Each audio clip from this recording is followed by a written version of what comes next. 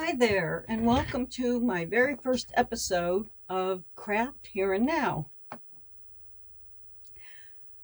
Today I would like to demonstrate a Tunisian dishcloth. However, before we begin, I just want to say that I've only been doing this for a month. I am used to doing traditional crochet, and I've done that for a few years. But the Tunisian crochet looked very interesting to me, and I thought I'd give it a try. So I just wanted to show you what I've come up with and explain how it worked for me. Now, the first dishcloth that I made, I used this peaches and cream stripy 100% cotton yarn. I'll talk about this a little bit later. Uh, it's a little bit variegated, but the colors are subtle, so it doesn't show up that well. This is called the Tunisian simple stitch. This is the right side and the wrong side. Now, this was the very first one I attempted to make, and I was very disappointed to see that it curled. And no matter what I did, I tried different foundation rows. No matter what I did, it curled. So I like to give dishcloths away as gifts. And I usually make 3 at a time, clip them together, and give them away. And people love dishcloths. They love my dishcloth.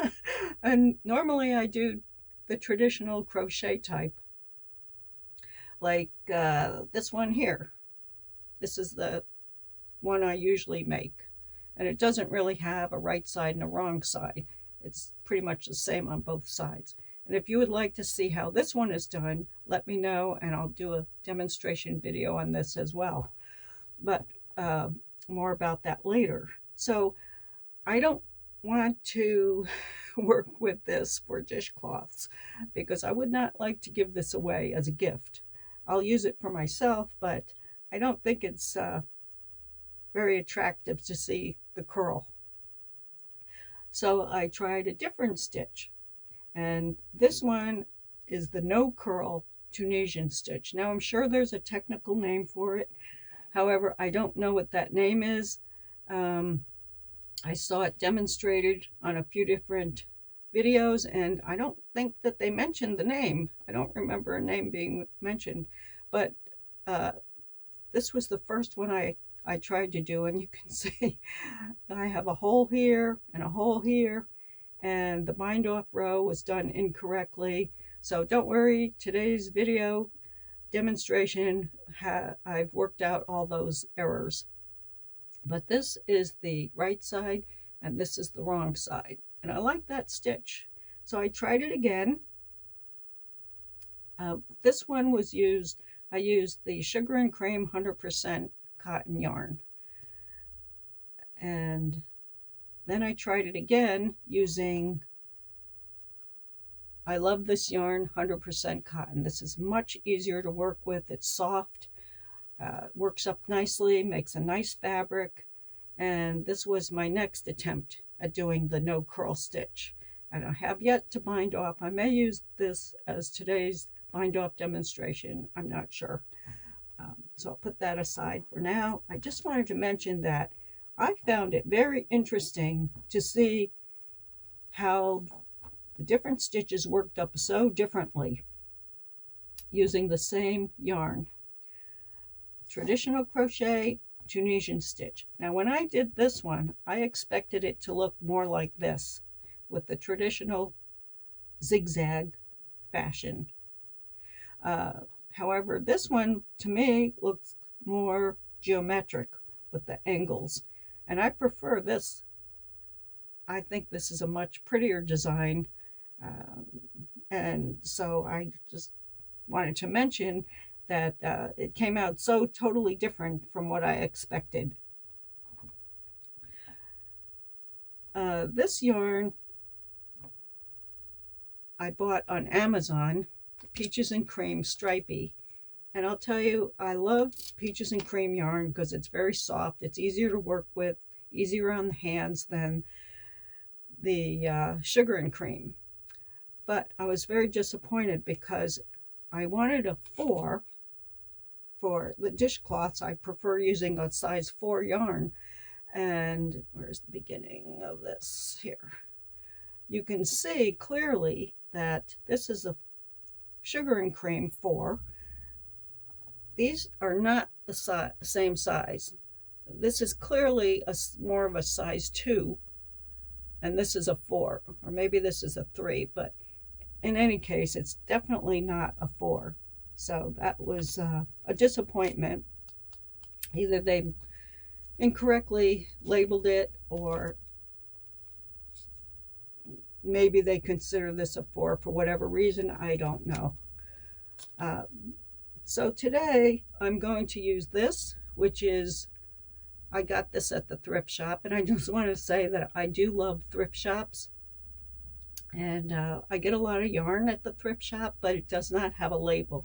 But I know I've been crocheting dishcloths for a couple of years now, and I always use either sugar and cream or peaches and cream, 100% cotton. And so for me, I believe this is a sugar and cream. I can feel it's a little bit rougher than peaches and cream, which makes it a little harder to work with.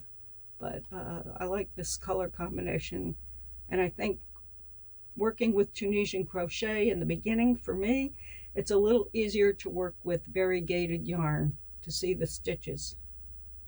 But before we begin, I also want to mention something about the hooks.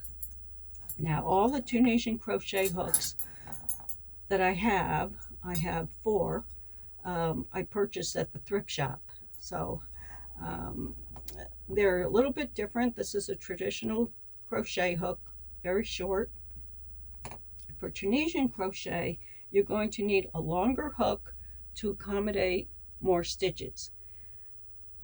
And I always measure the size of the hook to make sure it's correct, and I'll tell you why in a minute. This one is a 10, which is 6 millimeter, a J hook, and it fits into the J slot. This one is also a J, and it's marked as a 10, a US 6, which is actually a 6 millimeter. And this one is marked an I. Now, if you put it in the I, which is 5.5 millimeter, it does not fit. Put it in the 6, which is a J, does not fit. So this is actually a K, which is 6.5 millimeter. So when this particular hook was manufactured, they put on the wrong end cap.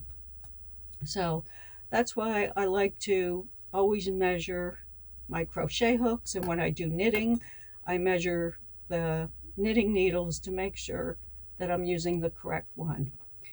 Now this one I bought because I found it very interesting.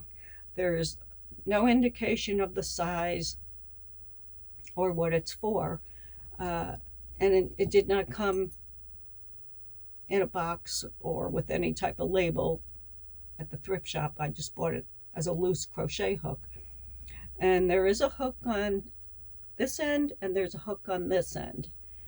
So I measured it, and it turns out to be a K. However, I have no idea what this is for and what purpose it serves, having a hook on either end. So if there's anyone out there who can tell me the purpose of having a hook on either end, I'd appreciate it, because I have no idea. It must be used for a very special stitch, and maybe it's not even used for Tunisian crochet, because I know for sure I've never used it for traditional crochet. It's a mystery to me. So like I said, normally you're going to use a longer hook, but today, for today's tiny sample, I have one here that I did earlier. I'm only going to use the traditional hook. And I'm going to use this variegated yarn because I think it'll be a little bit easier to see the stitches. Now, for this particular pattern, the no curl stitch, you can use any number of stitches. You can chain any number that you want. So what you do is just make a simple loop, start with a simple stitch and pull that tight. Just a simple slip knot. Now for this demonstration, I'm only going to chain 8. And I suggest when you do your foundation row that you chain loosely. So yarn over and pull through. That's the first chain. And you're going to do that 8 times. So that's 1, 2, 3, 4, 5, 6, 7, and 8. So we're going to start with the second chain from the hook. That will leave 7 remaining chains. So what you're going to do is pick up stitches. So yarn over, insert into that second chain from the hook, and pick up a stitch. Yarn over, insert, pick up a stitch. Yarn over, insert, pick up a stitch. And you're going to do that all the way down to the end. And that's why I say, if possible, chain loosely. And if you're a very tight crocheter, you might want to start with a larger crochet hook.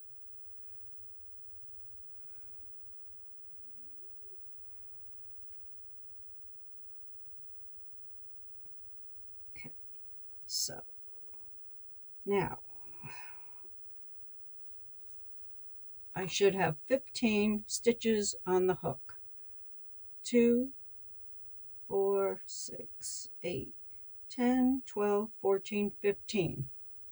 And for this particular sample, I will always have 15 stitches.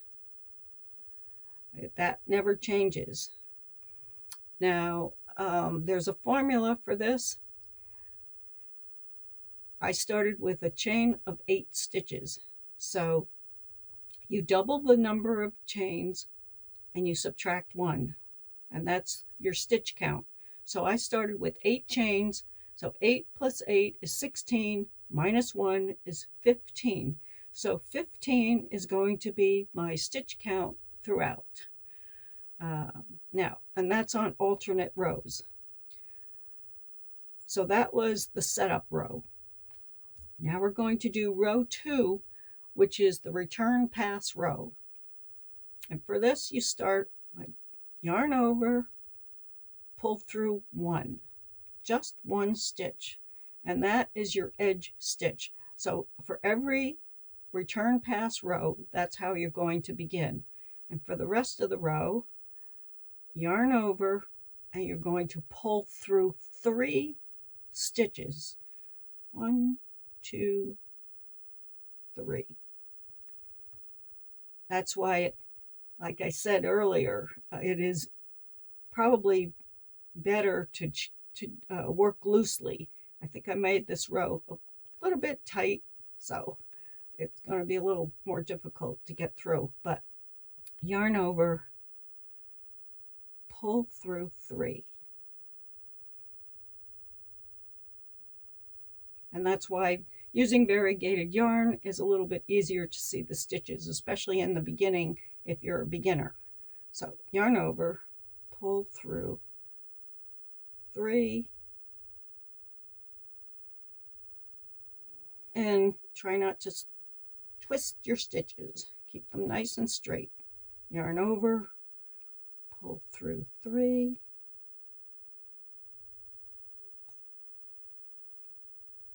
yarn over, pull through 3. Now I'm going to stop here because I just want to say when you're doing a bigger project, and you're doing your return pass row and you come to the end, I like to see that I'm on target, and I have 5 stitches left. And so now I know that I'm on target. If I had 4 or 6, I would know that I had made a mistake and I would have to go back and redo the row. So yarn over, pull through 3, and yarn over and pull through the last 3. That's your return pass row. And it's normal for it to look a little loopy. Don't worry, that'll all work itself out. So now we are going to do row 3, which is pickup row. And you can see that there are groups of 2 stitches. One is a vertical stitch and the other one is a little bit slanted, sort of diagonal. And this, for me, because I'm left-handed, it leans to the left. If you're doing this and you're right-handed, it'll lean to the right. So you do not use the first 2 stitches. You start with the second 2 stitches. So yarn over, pull through, insert your hook through 2, yarn over and pull through the same 2 stitches. Yarn over, insert your hook through 2, yarn over, pull through the same 2 stitches. Yarn over, insert through 2, yarn over, pull through the same 2. And you do that all the way down to the end of the row.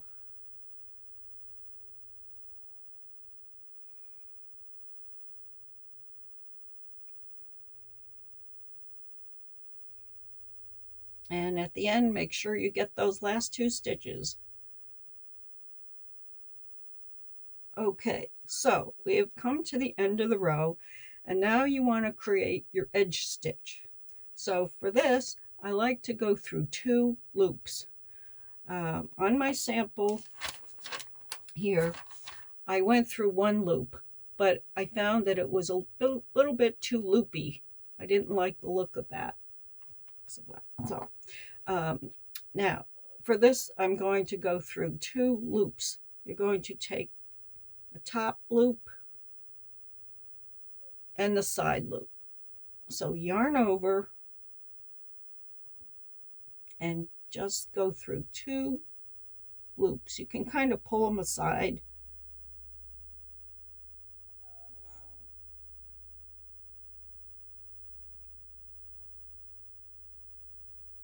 Just find 2 loops to go through.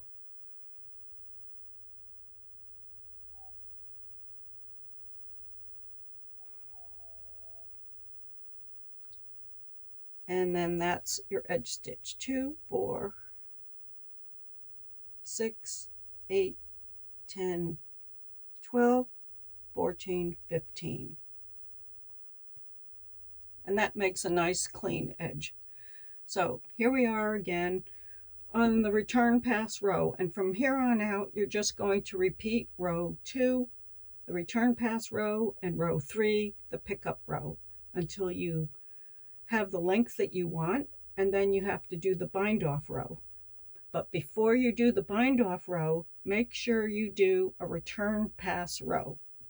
So here we go. We're going to do a couple more rows before I show you the bind off. So yarn over, chain 1, that's your edge stitch, yarn over, pass through 3,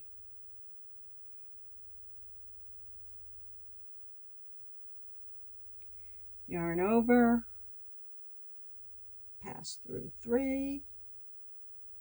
Now keep in mind that this sugar and cream yarn is a little bit more difficult to work with. It's a little bit rough.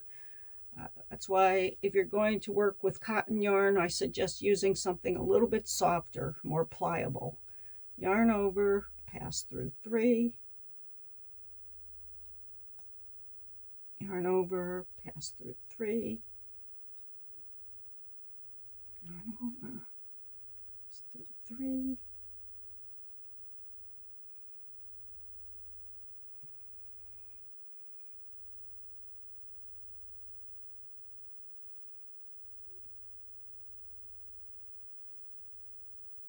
Okay, so you're finished now with the the return pass row, and you can see that your stitch definition is finally getting started. So we are going to do a repeat of row 3, the pickup row. And remember, do not use the first 2 stitches. You're going to start with the second 2 stitches. So yarn over, insert your hook, yarn over, and pull through those 2. Yarn over, insert, yarn over, pull through, yarn over, insert, yarn over, pull through, yarn over, insert, into 2, yarn over, pull through, all the way to the end of the row.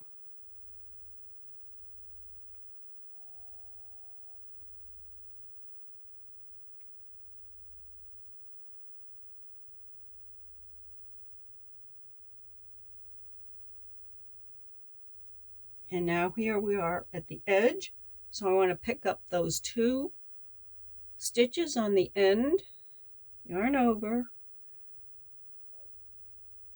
insert into those 2 stitches, yarn over, pull through those 2 stitches. Okay, that makes a nice clean edge.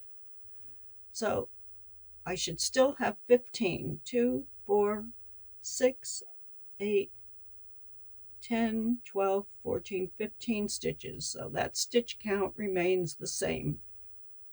And here you have your front side, which is the right side, and the back, which is the wrong side.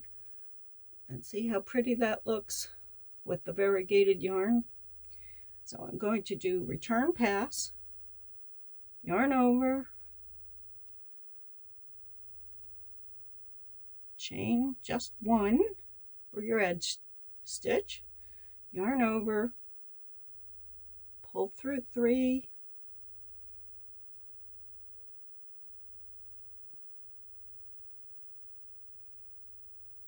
yarn over, pull through 3, yarn over, through 3, over, pull through 3,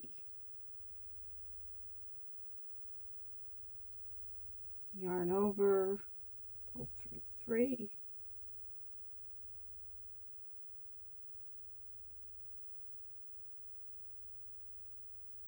and here I am toward the end, so I have 5 left, so I know I'm on target.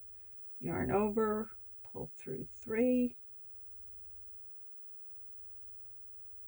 and then yarn over and pull through the last 3. Okay, how that looks. So I'm going to do 2 more rows, and then I'm going to bind off. So this is the pickup row, yarn over, insert your hook, yarn over, pull through, yarn over, insert your hook, yarn over, pull through. And it's easy. If you pull up on it, that ensures that you will have some looser stitches to work with on your return pass.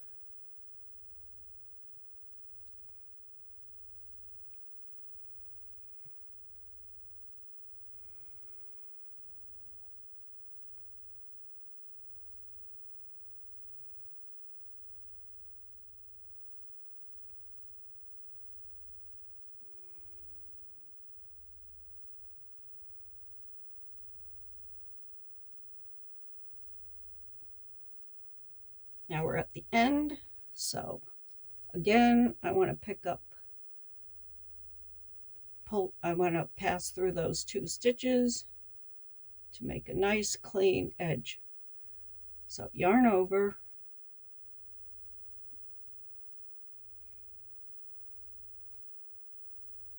top 2 stitches, and pull through.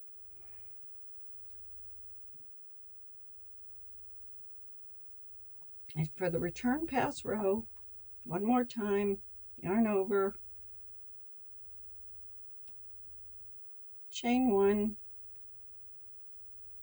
yarn over, pass through 3, yarn over, pass through 3, yarn over, pass through 3, yarn over, pass through 3, yarn over, pass through 3.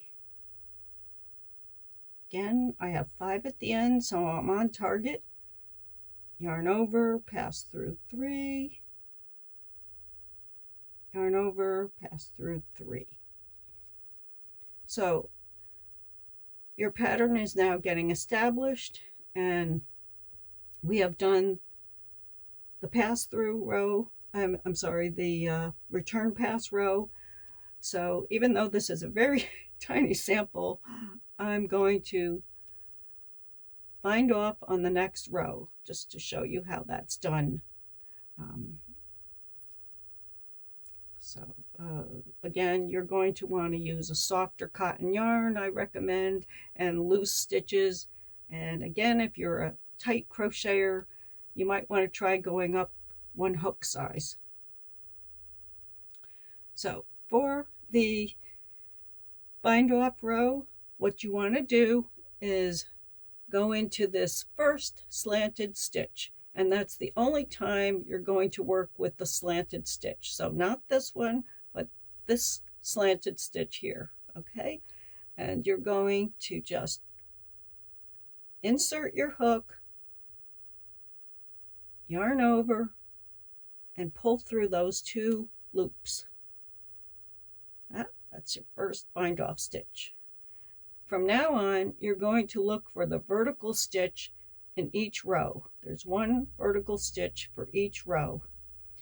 So you're going to insert your hook into that next vertical stitch, yarn over, and pull through 2. Now you look for the next vertical stitch, insert your hook, yarn over, and pull through. The next vertical, insert your hook, yarn over, pull through 2.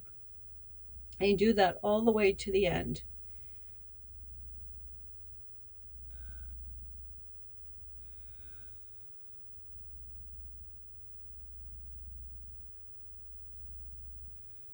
And make sure you get that last row.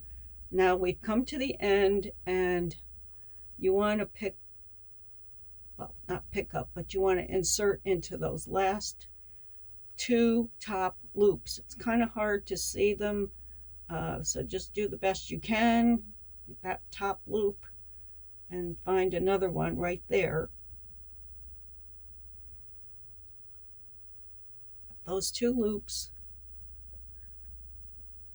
just insert your hook, yarn over, pull through 2. And that way you have a nice clean edge on both sides. And to end it, you just chain 1, and then cut your yarn and pull through. And then you just weave in your ends, and you just take a plastic needle or an open-eye, large-eyed needle, embroidery needle that has a dull end, and you just weave these through. I could demonstrate that if you want. Just I usually just kind of go through the loops,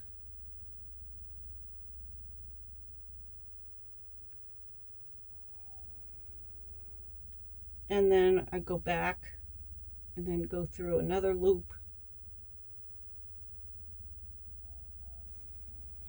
I just do that a couple of times, go through another loop,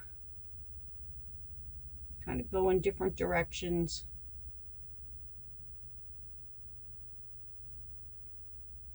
and that just secures it. Then I turn it backwards and I go the other way.